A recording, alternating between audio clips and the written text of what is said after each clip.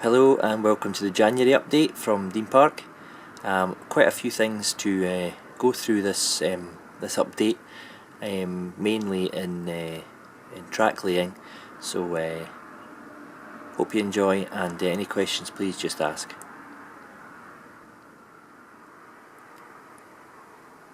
Okay, starting at the east end of the layout on the raised section, which will be the town scene, I've laid 2 tracks round the main line on the upper section, and at the moment they just run to a dead end here.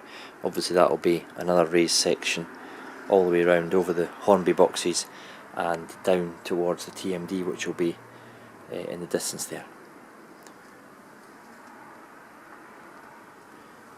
Zoom the camera down, the raised section kind of follows the retaining wall, a gentle kind of S-bend there towards the Mark IV coaches, and along at the back of the station towards where the Mark 1s and Mark 3s are sitting, which I'll go through with you to show you what I've been doing just now.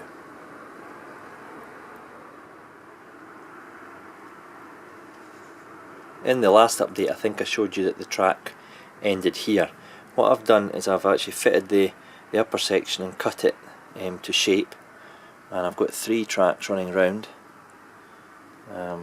all the way around from the east of the station. At the moment they stop there. I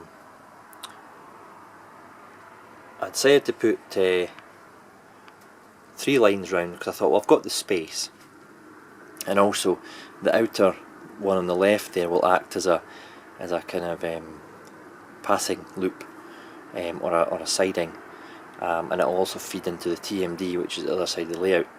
This is just a large radius Y point from Pico, and I've fitted a Pico point motor to it. Before I laid it in place, you can see the motor there. So what I had to do was I had to work out where the motor was going to be in relation to the point before I fixed this down, turn it over, fix the motor in place, and it does work. I tested it and it moves quite freely there. And then I laid the track with the cork.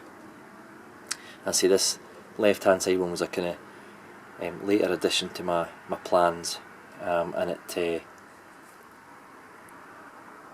it'll hold a full rake of HST or a coal hopper in a kind of passing loop.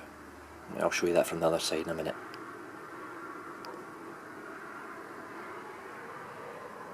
We've also got the line running under this section, which will be a girder bridge similar to the one I've already used here. That will run around the corner. It's a relatively tight radius, and where the kind of foam starts will be the riser to take it up to the upper level. And this area here in front of you, this will be a continuation along here, and it'll be almost like a railway cutting, and I'll put in a built-up area there, or some cliff faces or something with something on the top. I've kind of got a couple ideas for that. You probably get a better idea of the scale and the radius on this curve looking at this angle from the end of the layout, how it follows the curve round, and it joins on to where those coaches are sitting. And as I kind of pan round this way, again a large radius, and it will continue along, and it will start to curve the raised section there at the corner where the track's sitting. That'll be where the 3 tracks curve around and join onto one of the lanes, one of the tracks from the incline, and then round about where the kind of green foam is in the box, that's where all the lines will kind of converge, and where all the point work will go on to separate the lines into the TMD, which will be where that white box is in a raised section. So all those hoppers will be in a tunnel when eventually the raised section is put in place. I've not fitted this section in front of you now down yet, because I've got to work out the track work and work out where the point work's going to go. That has to be fitted before I eventually, you know, fix the board down, because all the motors have got to be put in place. And my next task will be, where this foam riser is, will be to cut into the plywood base so that the incline will curve around there and join onto the tracks around about here. That's the plan just now anyway. No doubt it will alter, but I thought I needed as much room as I can for the incline here at the left, so the gap there is you know, reasonably generous. The width of this bit of wood here for the raised section is about 220, which will comfortably take 3 tracks. Now, if I zoom round here, this the 2 main lines, which I'll go over in more detail in a minute, the 2 main lines here are spaced so that it'll still allow a Mark 3 and Mark 4 coach to go round without, you know, hitting each other. There's 35 to 40 mil of clearance there before the, you know, I'll put the embankment or retaining walls in there, and this will still allow me to put the overhead masts in position. So it's all been worked out on the basis of putting masts in to give me that space off track, if you like, at the side, at the areas here. This one will not be electrified because it will just be a side and passing loop, so I've just electrified the main lines. So I had to space these accordingly so I could still get a mast in there without the train and the siding hitting them. So it's all been worked out with that in mind. That's why there's a slightly bigger gap between these 2 rails as opposed to the 2 main lines. Also makes use of the space I've got as well, but that was the reason behind the design of it. So these are quite a wide area, and that will allow me to have the overhead mast, you know, in position, say there, it's obviously standing up, and still have plenty clearance for the locomotive and its rolling stock that's in the siding. What I've done with the 2 main lines on the upper section, as you can see from the foam here, I've used Tillig super elevation foam to give the tracks that angled cant into the curve. I don't know how well the camera picks that from that angle, but when I put rolling stock on it you might see it better. Again, the siding to the right hand side has not been angled, but the 2 main lines have. And it's a gentle angle, and as it comes onto the straight it levels out. I don't know if I can show you, but if you just look, you see underneath the cork there, you can see the foam. At the other side it's obviously a lot deeper, so the rail is tilting towards us as we look on the radius of the curve, and as it goes along it's still there, and as we come onto the untrimmed foam now, that's where it straightens off and levels off for the straight, obviously. And instead of just having none or no support, none of the foam, which created a kind of dip in the track, what I've done is I've taken the thinnest parts of the foam from a strip of the stuff, which I'll show you in a minute. There's 2 thin strips there which are very shallow, and they kind of curve or slope in the way, so it still gives the track the elevation, so when it moves onto the curve it doesn't have a sudden, you know, dip. Before I put this in, I was finding that you saw especially with the ones with the close coupling rolling stock with the gangway, you know, corridor connections, they were kind of dipping up and down. It looked a bit dodgy. So I've put this kind of you know, foam strip in here to kind of give it that gentle start to the elevation and the cant around the curve. Time will tell if it works, but I've done some running on it and it looks to be better. Obviously a similar thing was required on when it went from the turnout to the start of the angle there. I just slowly tapered it down with the thinner foam, so again it didn't have too drastic effect when the train hit the frog and obviously would cause a derailing issue, so I've been very careful with that.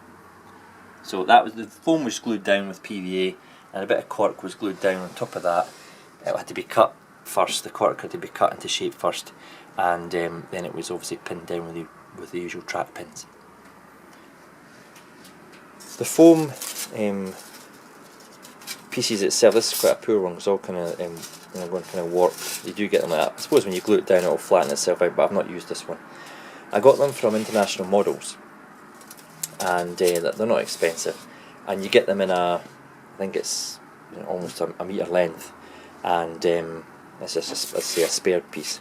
And when they're on the straights, that's fine. I've just trimmed a thin strip off the flattish area, and if I kind of hold it up there, you kind of see the angle, the deeper cut where my fingers are. That's a very poor example.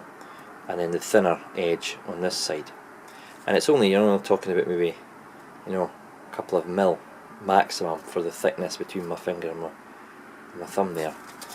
To get it going around the curve better, I kind of cut V's in it, and it allows you to form it around the curve a lot easier. And they're quite flexible. That's actually a good example. There's the thickness there, and that's the thin section there. So it has got a definite profile to it of an angle, and it does work, and it is great. And I'm going to continue all the way around here, hence the reason I kept this with the foam underneath it as well, to keep it slightly raised, so when it hits the curve here again, it doesn't take a big kind of bounce up the way, and it will continue round until round about here where the curve straightens out. And this will happen on the two main lines. They're not going to have any turnouts on them at that point, so it's not going to be an issue. And the third rail, this one here, will kind of span out to where our finger is, and it'll meet the incline, and round about where the green track setter part is, there'll be a kind of Y connection, a Y radius turnout that will join it into another rail. Two come into one, and it goes into the TMD. But that's future plans. They'll probably change time and time again. That's one of the risers you get. They're quite fragile. They do fold them to get them in the box. But you tend to cut them anyway, so it's not an issue. It's not really an issue.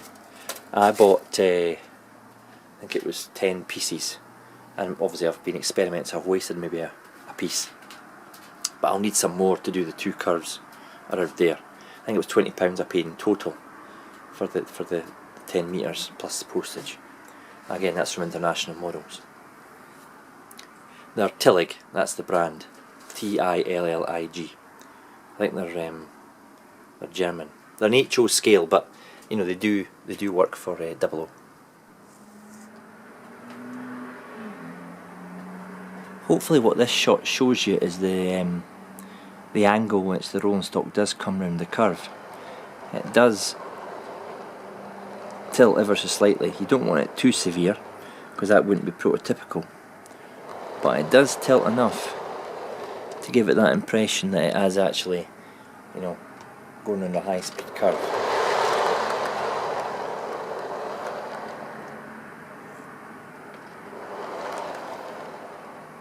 I can tell from that angle actually it's quite realistic compared to that one, which is not canted. You can tell there's a difference there. This side you can see this is the thicker wedge, and obviously it slopes down that way. I've kept them both exactly the same. As it comes to there, it gets the thin stuff and it levels out. So it's level on the straights, angled on the curves.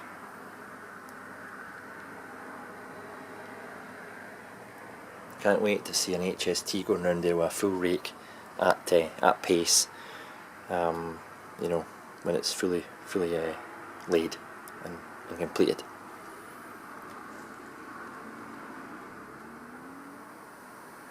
Another bit of track laying that I've been doing is I've been adding some turnouts to connect the inner and the second lower main line These are medium radius turnouts, and they will be, you know, wired up with point motors. I'm going to wire these ones up with a DCC accessory decoder to plug it into the, you know, the bus wire, and all future turnouts will be controlled by that way, especially all the ones that will be on the raised TMD and along to the end section at both ends of the TMD. So that was just to give me more operational flexibility, because as a train comes from the buffered platforms at the station and it travels round on that kind of curve, it got to here, and then, you know, it couldn't get to this line until it went right round the other side. So what I've done is I've given it an easier, quicker flow into the single line, which flows that way anyway, as opposed to this line, which, you know, is the up line. So that was done, and fitted in quite easily, and that, I say, will continue round there. In order to get room for my raised area, what I had to do is I had to reroute as the Americans say, this track, the outer main line on the lower section. You can see where the old one did go, but you know, it's exactly the same radius curve. I've made it follow the other two lines a bit longer before it kind of branches off. And what this will be is, I'll put there'll be a bridge mouth here, hence the angle on the plywood there, and it will continue round, and there'll be embankments, etc., in this wider area, narrowing in, and you know, I don't know if I'm going to have a bridge there or another section that's kind of jutting out over the two rails. I have thought about having a raised section here with a short tunnel, and that'll kind of give it a scenic break, and I can have, you know, I don't know what here, a kind of BR network, you know, rail network kind of yard or something, or a signal box for all of the turnouts. This is just a new idea of mine. What I'm also maybe going to do is I'm going to put a turnout there that branches off into another tunnel. So there's a tunnel there, it'd be quite nice to have another one here, and this will go around the corner into where my workstation is just now, and this will be storage lanes. And of course that will be covered by the raised area that will give me my embankment. So this will be it'll be like a cutting all the way round to the you know, the road bridge there. So this will all be covered eventually with storage for rolling stock, and it'll have a single, lots of turnouts, single line joining the main line again. Just gives me options for storage, you know, because I've not got obviously a fiddle yard or lower storage sections like a lot of other guys have. I've got very little off-scene storage. I've not built that into my plans, so I'm going to do, you know, the storage underneath this area here, which will be you know, it could be a raised workstation, but you know, there will be some capacity underneath for storage. So that's my thoughts anyway. You know, that's quite a while away. Don't even know what's going here yet, but it certainly will be an embankment. So you'll have an embankment on both sides there. Or what I might do is, I've got arched retaining wall, the arched retaining wall coming from International Models as well, and that could maybe run from the girder bridge all the way round to that bridge, and then from there all the way round, as I've just said, embankment, and you know, rock cutting, a rock face kind of cut into the landscape. I don't know if I showed you this part in the last video or not, but I've fenced off this restricted area for the line side and the substation units. Again, just using the gate and fencing, the brass etched stuff, and painting it the same green. And I've also, on the gate there, I've put a wee kind of health and safety notice to warn of unauthorised entry, and I put some weeds around the bottom of the gate just to like blend it in. So that was one of the few things I've done on the scenic front this month.